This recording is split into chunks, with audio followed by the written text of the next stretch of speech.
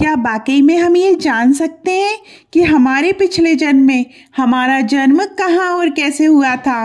क्या हम ये समझ सकते हैं कि हमने अपने पिछले जन्म में कौन कौन से कर्म किए थे और वे कर्म शुभ थे या शुभ? ये प्रश्न जितना आकर्षक लगता है उतना रहस्यमय भी है। इसका उत्तर है हाँ, हम ये जान सकते हैं। हिंदू धर्म के पवित्र ग्रंथों और पुराणों में स्पष्ट उल्लेख मिलता है कि मनुष्य अपने पिछले जन्म के कर्मों को समझ सकता है और ये भी जान सकता है कि उसका जन्म किस प्रकार और कहाँ हुआ था। आज की इस विशेष चर्चा में हम इस गहन विषय को विस्तार से समझेंगे और उन मार्गों को जानेंगे जिनसे पिछले जन्म के रहस्य उजागर हो सकते हैं। हम वेद, उपनिषद, भगवद गीता और पुराणों में वर्णित पुनर्जन्म और कर्म सिद्धांत पर विचार करेंगे और एक रोचक कथा के माध्यम से ये भी समझेंगे कि भगवान विष्णु ने अपने प्रिय भक्त गरुड़ को इस विषय पर क्या उपदेश दिया था। इसके पश्चात हम उन सरल और प्रभावी तरीकों की चर्चा करेंगे जिनसे व्यक्ति अपने पिछले जन्म के बारे में संकेत पा सकता है और अपने वर्तमान जीवन को बेहतर दिशा दे सकता है।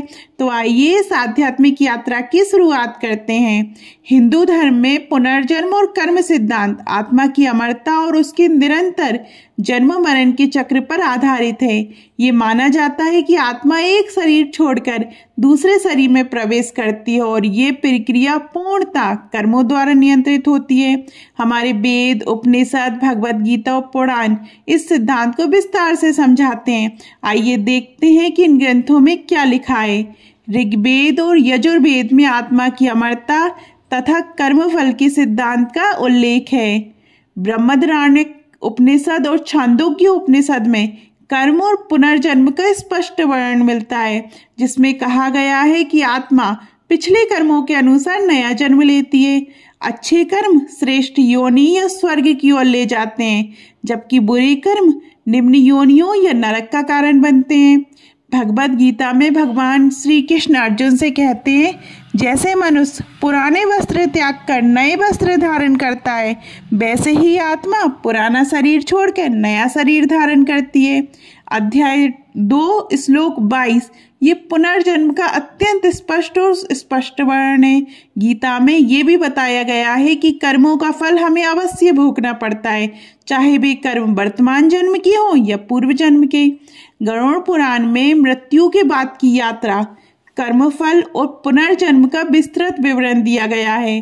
भागवत पुराण में राजा भरत की प्रसिद्ध कथा आती है, जहां वे अपने कर्मों के कारण हिरण के रूप में जन्म लेते हैं। विष्णु पुराण और अग्नि पुराण में भी कर्म और पुनर्जन्म का सुंदर वर्णन मिलता है। इन सभी ग्रंथों से ये स्पष्ट है कि हिंदू धर्म में पिछले जन्म और कर्मों का अत्यंत गहरा महत्व है। लेकिन प्रश्न ये है कि क्या वास्तव में मनुष्य अपने पिछले जन्म को जान सकता है, और यदि हाँ तो कैसे? इस रहस्य को समझने के लिए हमें भगवान विष्णु और गरुड़ की एक पौराणिक कथा की ओर जाना होगा। एक समय भगवान विष्णु वैकुंठ में अपने सिंहासन पर विराजमान थे।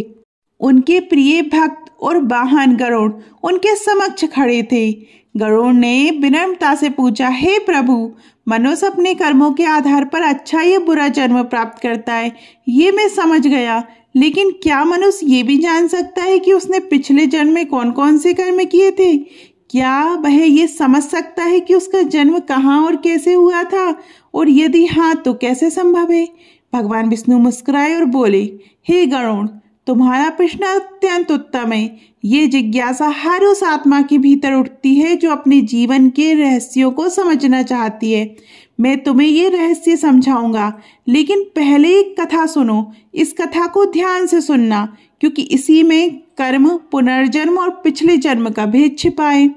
प्राचीन समय में राजा अमरसेन नामक एक धर्मी और पराक्रमी राजा थे।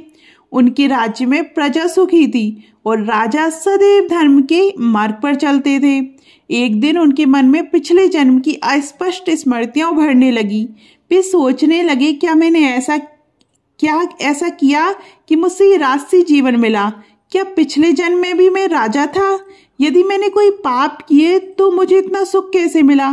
राजा ने दरबार के विद्वान और ज्योतिषों को बुलाया और पूछा, क्या कोई ऐसा मार्ग है जिससे मैं अपने पिछले जन्म को जान सकूं? विद्वानों ने कहा, महाराज, शास्त्रों में कई मार्ग बताए गए हैं।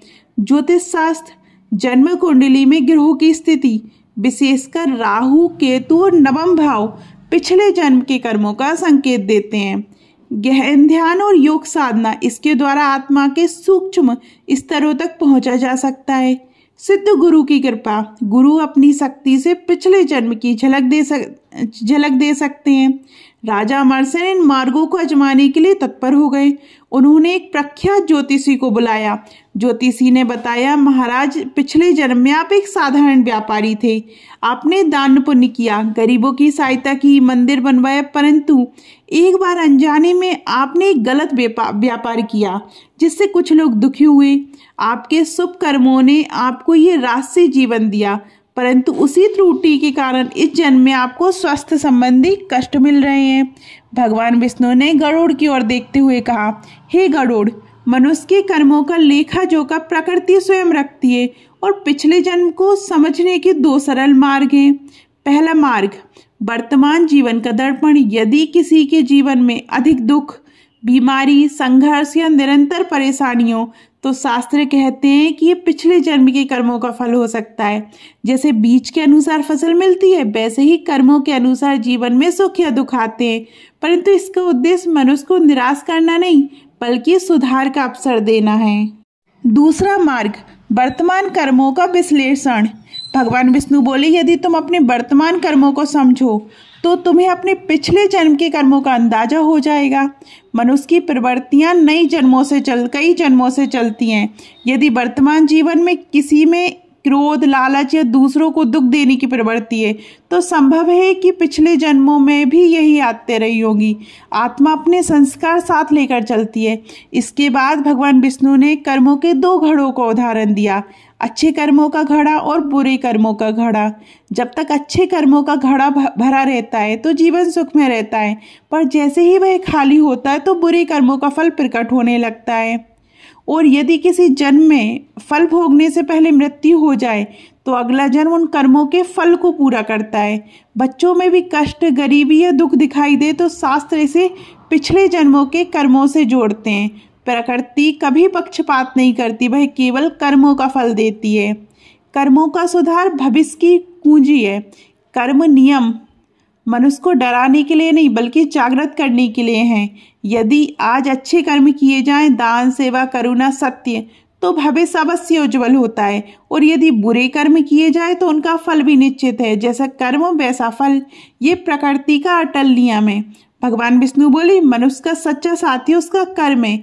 यदि वह कर्मों को शुद्ध कर ले तो ये जीवन भी सुंदर हो सकता है और आने वाला जन्म भी। कथा आगे बढ़ती है। राजा अमरसेन ने एक योगी की शरण ली और गहन ध्यान किया।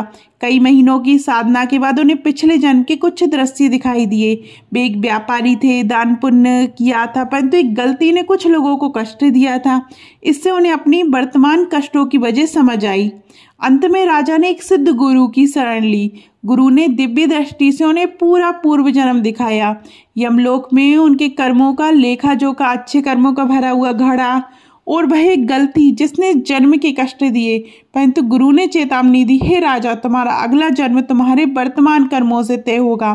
भगवान विष्णु ने गरुड़ से कहा, हे गरुड़, इस कथा से समझो कि पिछले जन्म को जानना संभव है, लेकिन उससे भी ज्यादा महत्वपूर्ण है अपने वर्तमान कर्मों को शुद्ध करना। मनुष्य ज्योतिष, ध्यान और गुरु कृपा से अपने पिछले जन्म को जान सकता है, परंतु सबसे बड़ा ज्ञान ये है कि अपने वर्तमान जीवन और कर्मों को देखकर ही पिछले जन्म का अनुमान लगाया जा सकता है। आपको ये कथा कैसी लगी कमेंट में जरूर बताइएगा। और अभी तक आपने हमारे चैनल धार्मिक चमत्कार को सब्सक्राइब नहीं किया तो सब्सक्राइब करिएगा। धन्यवाद।